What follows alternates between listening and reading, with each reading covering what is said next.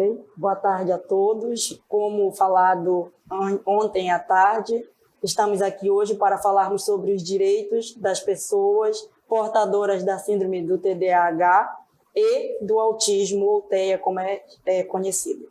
Meu nome é Núbia Pinheiro, sou advogada, professora, trabalho na AMUA, faço parte da AMUA, que é a Associação Unida pelo Autismo, as mães, na verdade, né? Uma associação de mães unidas pelo autismo.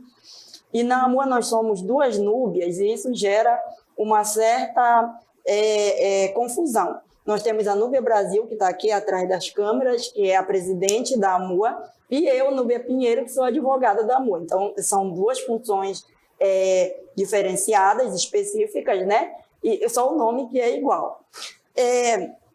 Antes de começarmos a nossa aula, a nossa palestra de hoje, né, as informações que nós temos aqui, gostaria de agradecer primeiramente ao governo do Estado por estar nos proporcionando esta possibilidade de chegar até vocês, né? Além do governo do Estado, eu gostaria de agradecer também o secretário de Educação, que nos permite compartilhar com vocês os conhecimentos que adquirimos no decorrer da nossa caminhada, enquanto participantes da AMUA e defensores da causa autista. E queria também agradecer o diretor do Centro de Mídias, que tem aberto as portas para compartilhar com vocês não só o conhecimento que a AMUA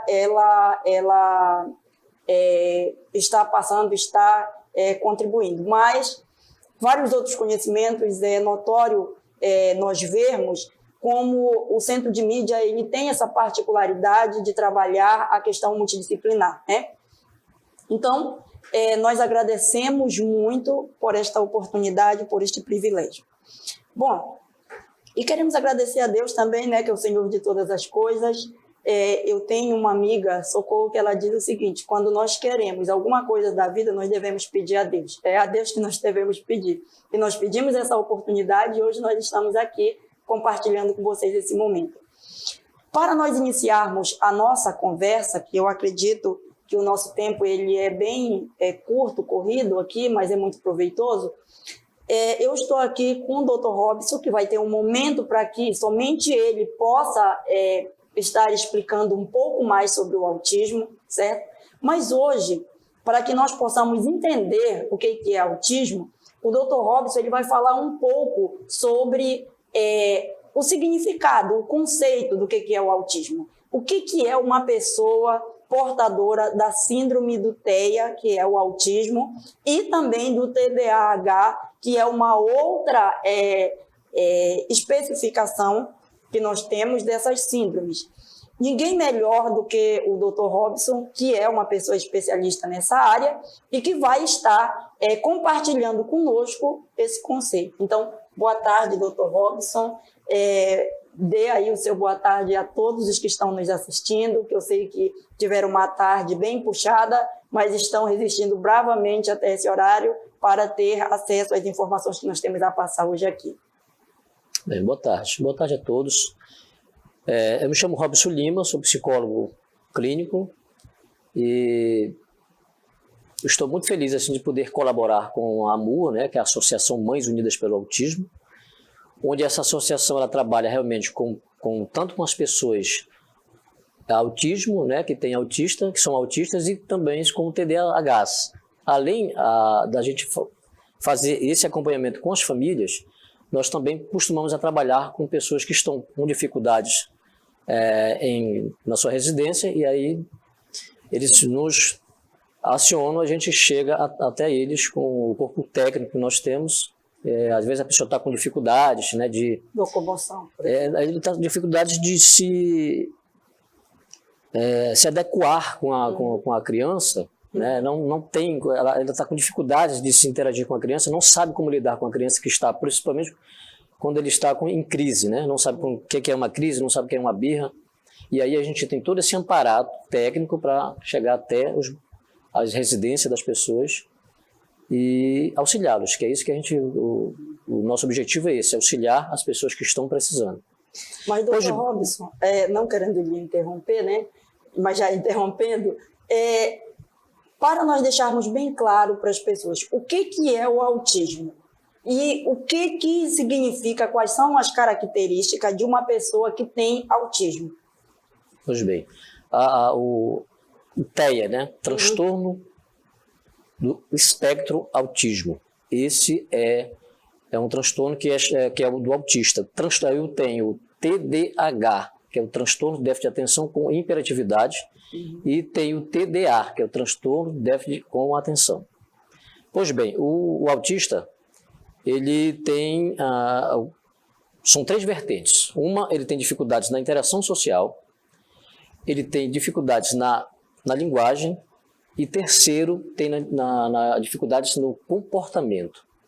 Esses comportamentos, essas 3 vertentes que eu estou falando, ela traz uma dificuldade muito grande, né? Por isso que eles são amparados por vários profissionais. A partir do momento que ele vem e é assistido pelo corpo técnico da AMUA, ele vai ser avaliado e aí vai ser tratado, auxiliado pelo fonoaudiólogo, psicólogo, dependendo do que ele está precisando agora. Tá? Isso é de suma importância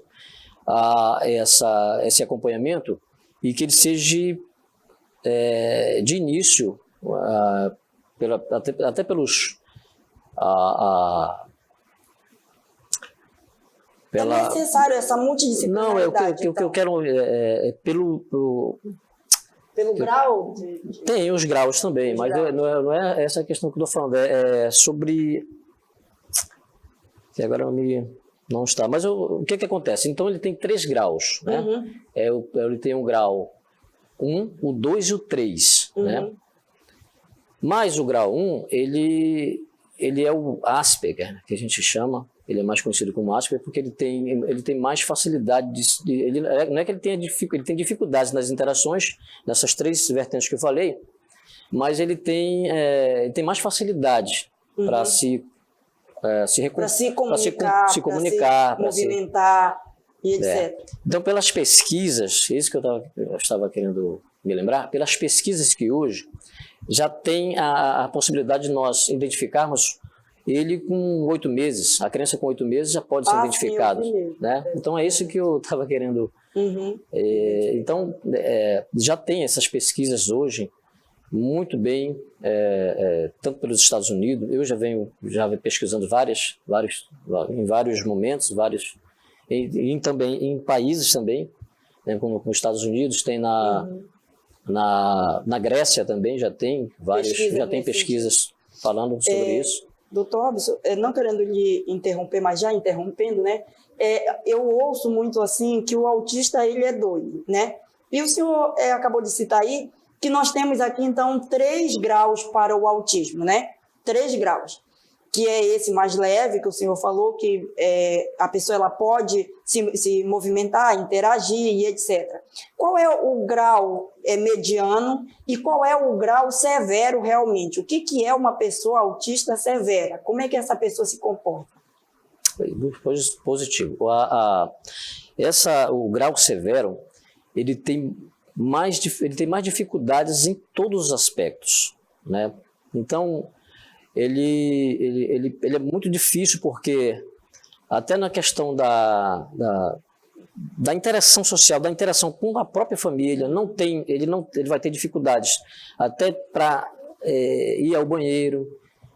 Comer, ele tem dificuldades terríveis. Ele é seletivo com alimentos? Não, ele não é seletivo com alimentos. Por quê? Até porque dentro do corpo técnico que nós temos, a gente tem também a nutricionista, né? Que ela verifica isso. Nem todos têm essa dificuldade. Mas a maioria dos severos ele tem essa dificuldade.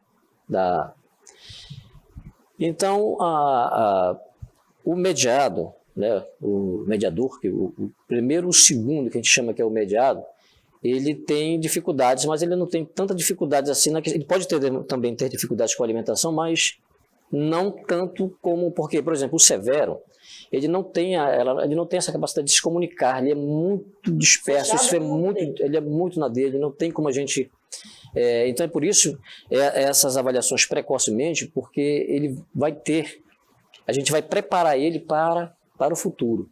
Então, só recapitulando, o autismo, então, a pessoa e a criança, ela tem essa essa dificuldade neurológica, né? Essa dificuldade neurológica, e como o senhor mesmo falou, vários países pesquisam a questão do autismo, e eu fazendo minhas pesquisas particulares como leiga no assunto, ainda aprendendo, né, nesse momento, eu descobri que a maioria dos pesquisadores, eles estão atribuindo um número elevado de crianças com autismo, nascendo com autismo, como o senhor mesmo falou, é possível você identificar a criança com autismo até antes de 1 ano de idade, né? E aí começar a buscar esses profissionais para que essa criança ela possa se desenvolver, essa dificuldade neurológica não seja uma barreira para ela se tornar um adulto realmente participante dessa sociedade, né? Ele é dividido, então, nessas três vertentes, nesses três níveis. Aquele que é considerado leve, que ele consegue, né, interagir. O mediano, que ele tem dificuldades, mas ele consegue ainda, né, ter uma interação maior socialmente. E nós temos o severo, que já são aquelas pessoas e aquelas crianças que têm essa dificuldade de interação, e algumas delas têm algumas dificuldades alimentares, né, seletivas. Sim, tem. Seletivas, e essas pessoas elas precisam realmente de amparos. Esses amparos de entes profissionais, porque algumas delas têm problema de fala, né? Não se comunicam no falar, tem problema de fala, tem problema em se comportar. Por exemplo, nós tivemos uma audiência pública no Ministério Público Federal, que nós tivemos uma moça que ela está fazendo mestrado na UEA e ela tem problema com o barulho e ela não suporta a luz. Então, ela é muito sensível à luz e ao barulho. E nós não podíamos bater palma, nós tínhamos que fazer uma movimentação com as mãos para dizer a ela que nós estávamos gostando daquilo que estava sendo feito, né? Então, são características muito interessantes que nós, leigos no assunto, não sabemos. Muitas vezes, quando nós identificamos uma pessoa dessa, nós achamos que essa pessoa é louca, e quando, na verdade, não, ela é ela tem uma disfunção neurológica, tá? A criança com autismo, ela tem uma deficiência neurológica. Então, aqueles comportamentos que são vistos, que são, principalmente na escola, quando eles começam a adentrar nas escolas, então eles são passivos de ser bulliados, né? Vamos dizer assim. Por quê? Porque muitos deles têm movimentos estereotipados. O que são movimentos estereotipados? São aqueles movimentos que a criança fica batendo as mãos, né? Então ela fica balançando o corpo para frente e para trás, né? Tem as estereotipias também na fala, porque ele não consegue se comunicar no sentido de, por exemplo, falar com outra pessoa, estar se comunicando com outra pessoa, ele emite sons, tá? Ele emite sons. Então, esses, por exemplo, tipo, eu posso falar aqui alguma coisa que eles fazem, né? Porque eu já tenho um pouco de experiência sobre esse assunto. Então, às vezes chega lá no meu consultório, eles ficam emitindo tipo um som assim, mais ou menos, né? Um som muito fino, um som mas que não tem assim, ele não está adequado dentro do ambiente daquilo que eu estou falando com ele, daquilo que eu estou propondo para ele. Mas eu tenho que ter consciência sobre isso, porque eu estou dentro dessa praticidade de entendimento, porque eu estou estudando sobre isso, né? Agora eu estou fazendo uma pós-graduação, estou agora concluindo em fevereiro, né? No começo de fevereiro, estou fazendo psicopedagogia clínica voltada às instituições, né, que é tudo voltado para as escolas. Então eu tenho hoje uma preocupação muito grande. Quando a pessoa chega comigo, né, com a funcionária chega comigo, que eu começo a fazer alguma intervenção, eu também trabalho também nesse sentido dela que ela precisa levar esses entendimentos para a residência. Eu preciso também eu preciso levar também esses entendimentos. Inclusive eu faço, quando eu vou fazer algum parecer técnico, eu primeiro assisto ela num colégio, vou assistir ela na residência, porque eu preciso formalizar um documento, mas eu preciso ter todos esses apanhados. Tá? Então, Dr. Robson, desculpa. Eu cortei você. Por favor. Para nós, porque nós ainda temos muito assunto aqui em relação à questão da lei, mas uma coisa que me chama a atenção nesse aspecto, que o senhor me falando agora que pesquisa muito sobre o assunto, né? Eu gostaria de saber do senhor, porque pelo que eu pesquisei, pelo que eu procurei, vários especialistas, como o senhor mesmo falou, nos Estados Unidos, em Chicago, por exemplo, eles estão identificando que a questão de agrotóxico, a questão ambiental, ela tem sido um dos fatores que tem levado eles a acreditar que esse aumento no número de crianças autistas que estão nascendo autistas agora, ele tem sido considerado um dos fatores, né, de preponderância para esse aumento desse número de pessoas com autista. O senhor participe também dessa ideia ou o senhor entende que nascer autista tem outras vertentes, tem outras causas? Não, o que hoje eu posso falar com mais entendimento sobre esse assunto é que, por exemplo, o autista hoje é autista, né? A família ele foi recebido, olha, seu filho é autista, ok. E aí o que acontece? Fica aquele, chega comigo lá, doutor, mas poxa, meu filho é autista, e agora o que eu faço? E aí eles ficam fazendo justamente essa pergunta que a senhora está me fazendo. Então tem aquele que é genético, né? Que, por exemplo, tem um irmão ou tem uma tia, né? Às vezes é o pai, a mãe que tem alguns traços de autismo, né? Que muitas vezes é um autismo que é bem leve e que ele consegue fazer todo o manejo social, né, chegar a casar, chegar a ter suas famílias, sua família, ter estudos, mas tem alguns traços autistas, mas que isso passa despercebido isso, Entendi. Né? Muitas vezes com uma carga emocional, ele também isso pode vir à tona também, né? Então, essa questão de autismo, ele já nasce autista, não tem essa questão de dizer, não, eu sou autista porque eu fiz isso, eu bebi, eu não sei o quê. Tem algumas pesquisas que realmente falam que a bebida, que o cigarro... Durante a gravidez. Isso, porque o que acontece? Essa passagem do embrião para o feto, ele já está em processo de maturação. Então, se você ingere bebidas alcoólicas, fuma cigarros, tem algum problemas emocionais, isso tudo afeta a criança. E isso pode, como isso é uma disfunção neurológica, isso pode ocasionar alguma coisa dentro desse aspecto neurológico. Entendi. Doutor Robson, para nós finalizarmos aqui, teve algo que hoje me chocou. Nós temos uma proximidade muito grande com as associações autistas de São Paulo. E hoje eu fiquei sabendo de uma história de uma mãe que ela foi para uma igreja e lá disseram que aquilo era possessão demoníaca, né?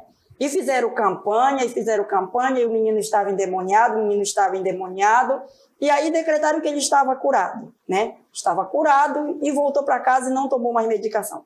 E o menino teve uma crise muito violenta e ele quase veio a óbito.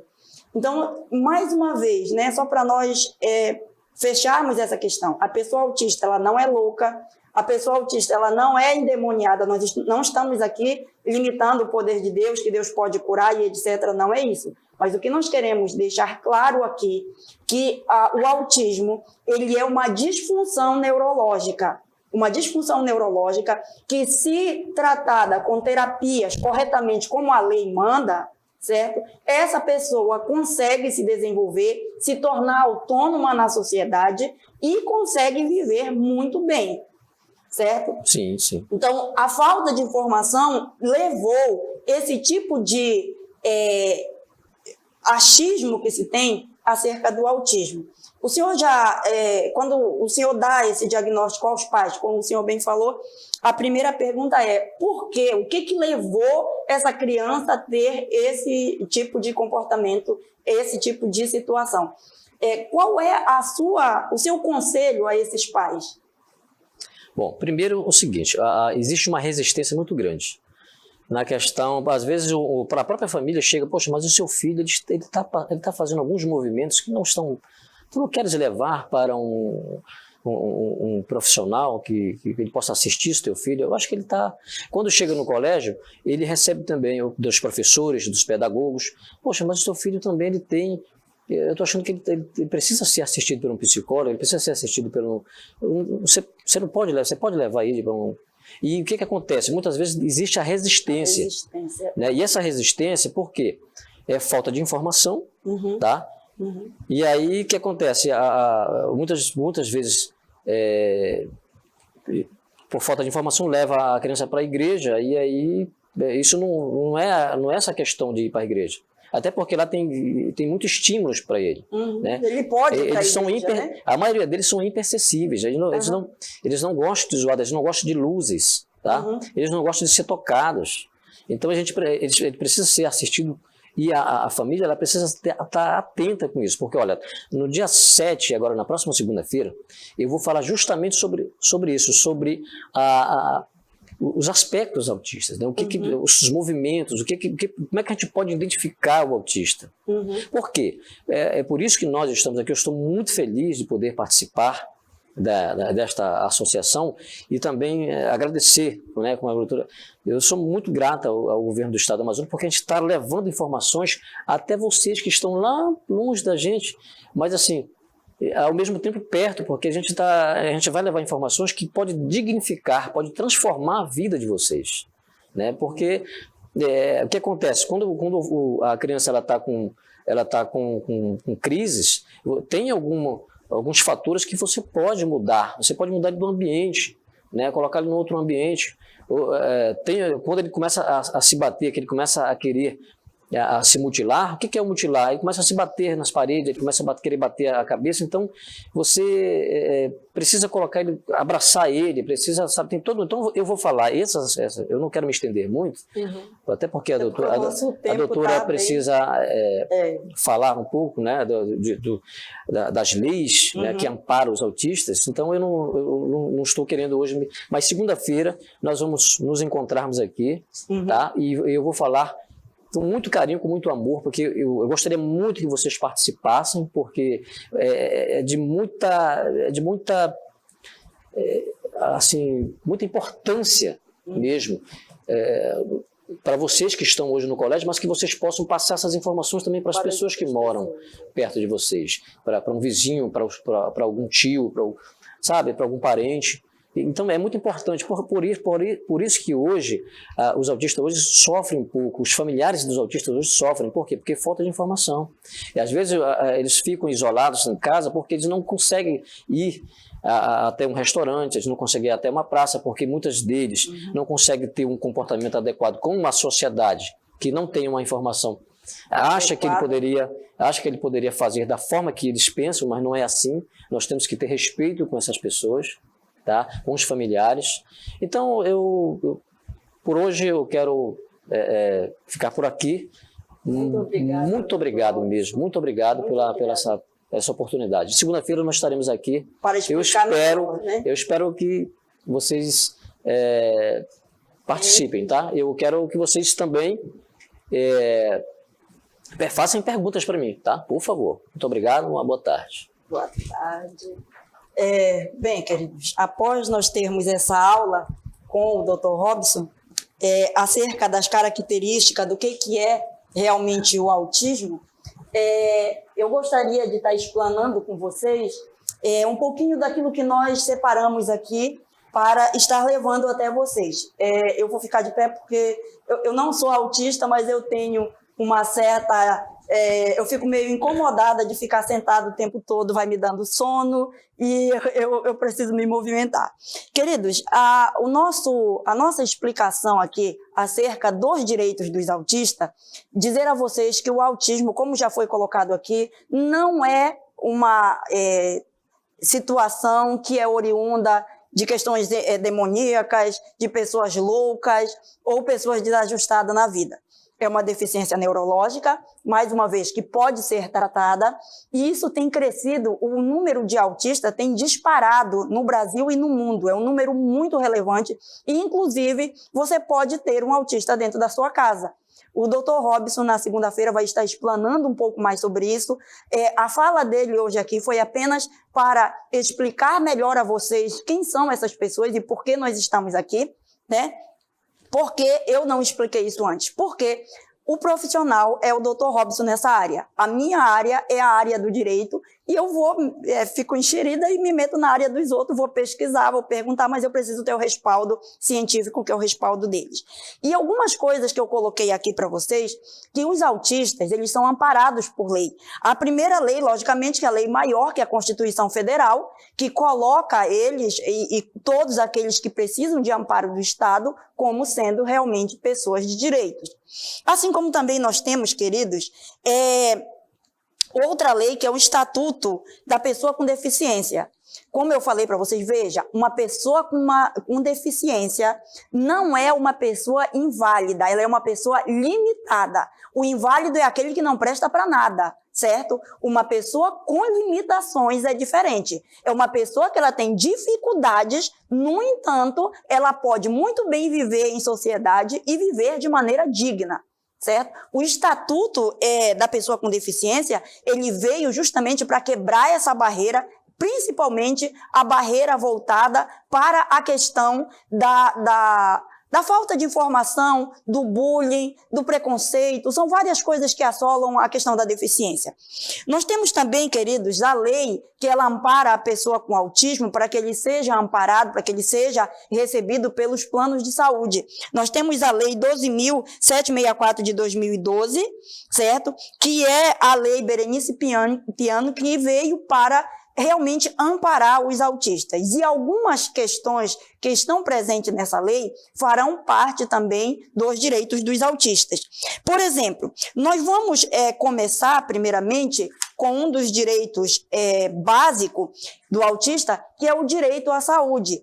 Alguns autistas, eles precisam tomar remédios. Eles precisam, para que eles fiquem equilibrados, tranquilos, principalmente no interior do Amazonas, que nós temos dificuldade, por exemplo, com terapias.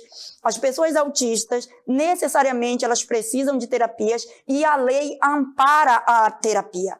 O remédio eles tomam, na maioria das vezes, justamente pela ausência dessas terapias, certo? Porque tem autista, que nós já temos isso dentro da AMUA, que com o número de sessões voltada para as terapias multidisciplinares, e aí o atendimento com fonoaudiólogo, com psicólogo, com assistente social, com o neuro, além dos psicólogos, o TO, que depois vocês vão entender um pouquinho mais acerca desses profissionais.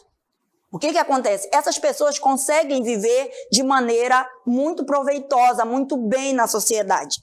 Então, existe uma lei que ampara o autista para que ele seja aceito pelo plano de saúde. E o plano de saúde, ele não pode limitar o número de terapias de consulta do autista junto a esses especialistas que eu falei a vocês.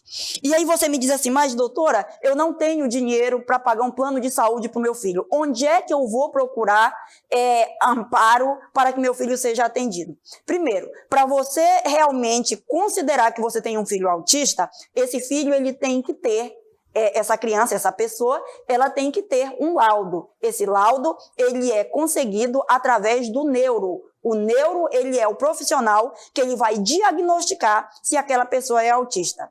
Outro profissional importantíssimo, que é amparado por lei e você tem o direito de exigir do poder público aonde você estiver residindo, é a figura do psicólogo. Do psicólogo e de todos os outros profissionais que nós já citamos aqui.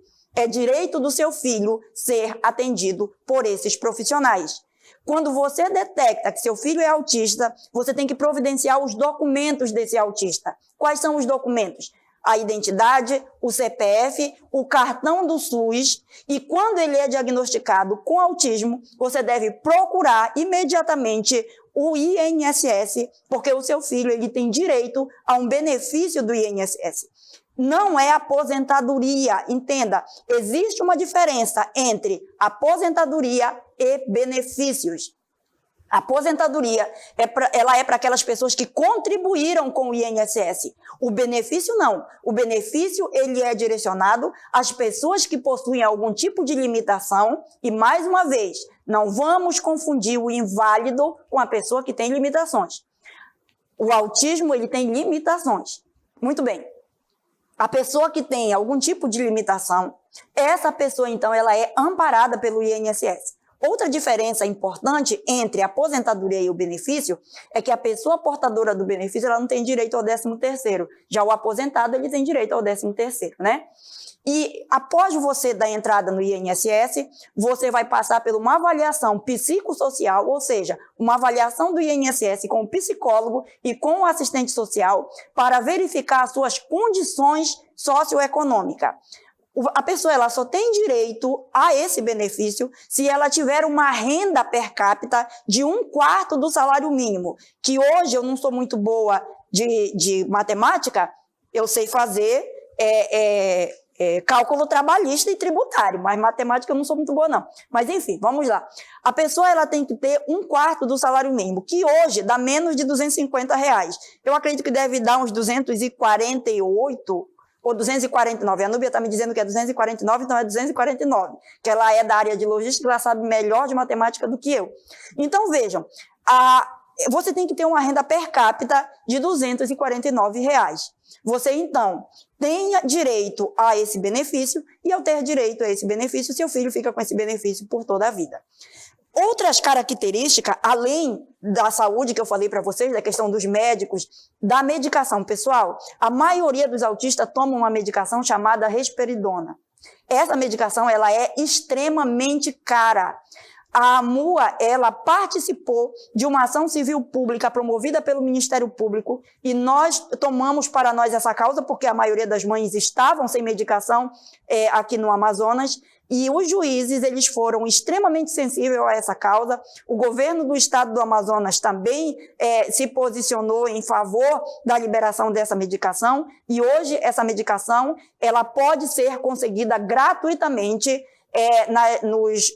nas clínicas, nas policlínicas. Você pode estar retirando essa medicação para o seu filho com o documento dado pelo neuro, que vai lhe dizer qual é o tipo, o tipo não, é a gota, a dosagem da risperidona que o seu filho vai tomar. Muito bem. Além dessa medicação, além do INSS, o seu filho também ele tem direito de estudar numa escola regular. O seu filho ele não pode ser separado. A maioria das pessoas, quando você procura uma escola para matricular o seu filho autista, a maioria das escolas dizem que elas não estão preparadas e mandam o seu filho para uma escola especial. Não aceite isso, porque a lei lhe ampara para que você matricule o seu filho em uma escola regular. E se ele tiver alguma estereotipia ou alguma dificuldade, porque o autista, ele pode ser muito bom em algumas coisas, e aí, em alguns casos, eles são considerados, inclusive, como pessoas superdotadas, e às vezes eles são realmente muito bons em muita coisa. Tem um seriado que passa de um médico e que realmente existem pessoas médicas e em outras profissões que são autistas, que têm dificuldades em uma determinada área, mas são muito boas em outras áreas, certo? Então, alguns autistas são considerados como superdotados. E aí, nós temos que aprender a lidar com essa criança. A escola tem que aprender a lidar com essa criança. E o que acontece? Quando o professor ele não consegue sozinho lidar com essa criança amparada por lei, ela tem direito a ter um mediador. O que é um mediador? É uma pessoa, é um professor só dela que vai ensinar ela a interagir com as outras pessoas, com os outros colegas, com os outros alunos. Então, isso é direito do seu filho. Não aceite transferência do seu filho. Não aceite seu filho ir para uma escola especial só para que ele não seja considerado um peso na escola em que ele está. Ele tem direitos, ele tem literalmente direitos. Além disso, queridas, o autista, ele tem, além do que eu já citei anteriormente, ele também tem direito ao mercado de trabalho. Você diz, mas você só falou de crianças. Só existem crianças autistas? Não, querido, já existem adultos autistas, porque o autismo ele nunca foi tratado como se deveria. E essas pessoas foram vistas como doidas, largadas como doidas na sociedade e não foram formadas como se devem para fazer parte da sociedade. Resultado disso, tem muitos autistas adultos que a maioria deles foram colocados, inclusive, em clínicas psiquiátricas quando era possível a internação. Hoje, graças a Deus, já não é mais, né? Tem casos, tem exceções, logicamente, mas não é mais a situação hoje. Mas o que acontece? Esses autistas, eles eram vistos como loucos e eram deixados jogados a Deus dará na sociedade, não eram formados. Então, nós temos hoje, dentro do mercado de trabalho, já há vagas, principalmente em São Paulo, no sul do Brasil, já há um trabalho muito grande para fazer a inserção do autista no mercado de trabalho. E para isso, é necessário que essa pessoa estude, que ela tenha formação. Então, não aceite que seu filho fique passando de série por série, empurrado de série por série, sem saber ler, sem saber escrever, sem se desenvolver. Lute para que seu filho ele realmente seja um cidadão de direitos. Antes de nós terminarmos, que o tempo aqui está correndo, o autista também ele tem direito à redução no imposto de renda. Mas veja, o imposto de renda vinculado ao benefício dele, certo? Não é aquele autista que de repente tem um pai rico, deixou um aluguel para ele altíssimo de 5, 6 mil, deixou uma pensão altíssima para ele de 10 mil reais, ele vai ter que pagar imposto sobre esses valores. Mas sobre o benefício dele do INSS, ele não pagará absolutamente nada. Outra questão importante é o transporte do autista. Uma vez ele detectado como autista, ele tem direito ao transporte coletivo gratuito, e aí nós temos a Secretaria CEPED, né, que faz todo esse procedimento para que ele tenha acesso, literalmente, ao transporte gratuito. E esse transporte, querido, não é só na cidade.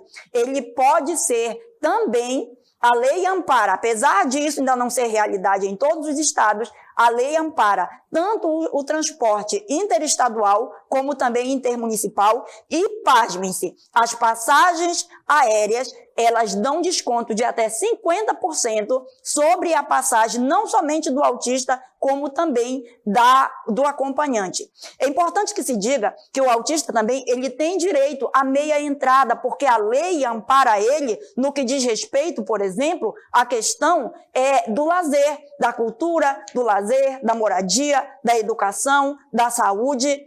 E é importante nós ressaltarmos, porque já terminou, já estourou meu tempo aqui, mas eu ainda tenho outras coisas para falar com vocês.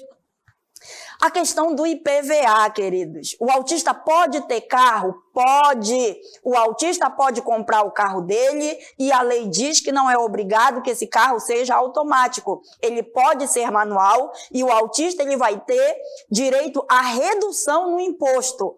Então, esse carro ele sai, em média, com um valor de até 30% mais barato do que um carro ou uma compra de carro normal.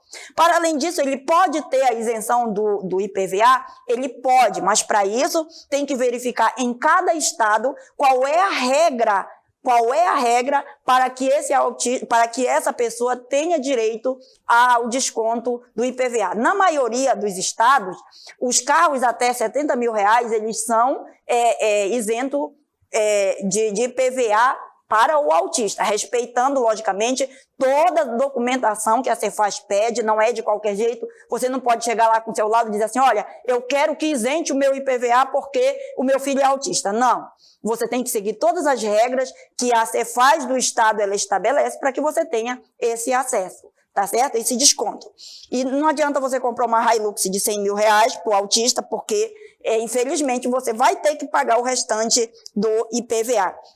E como eu disse a vocês, ele tem direito também à fila preferencial. O autista, quando ele chega, ele entra na fila preferencial, como todos os demais, e em uma outra oportunidade, até terminar esse nosso bate-papo, que nós teremos no decorrer desse mês de outubro e novembro, já me cortaram ali, beleza? Eu já estou terminando, eu já estou encerrando.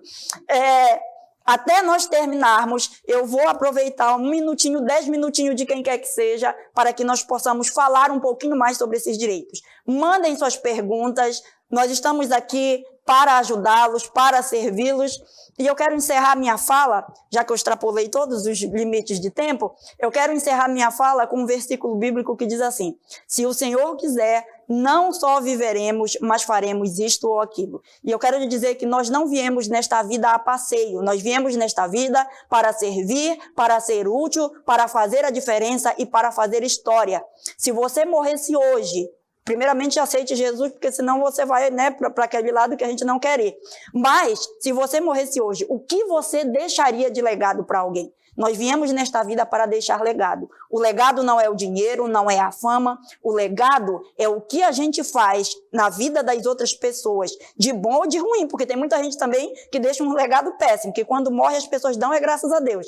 Mas hoje, se você morresse, as pessoas dariam graças a Deus ou ficariam sentimentais pelo fato de ter partido uma pessoa que contribuiu com a sociedade. Então, nós viemos para contribuir com a sociedade, para fazer a diferença na vida dos outros, e agradecemos a Deus por esse privilégio. Muito obrigada.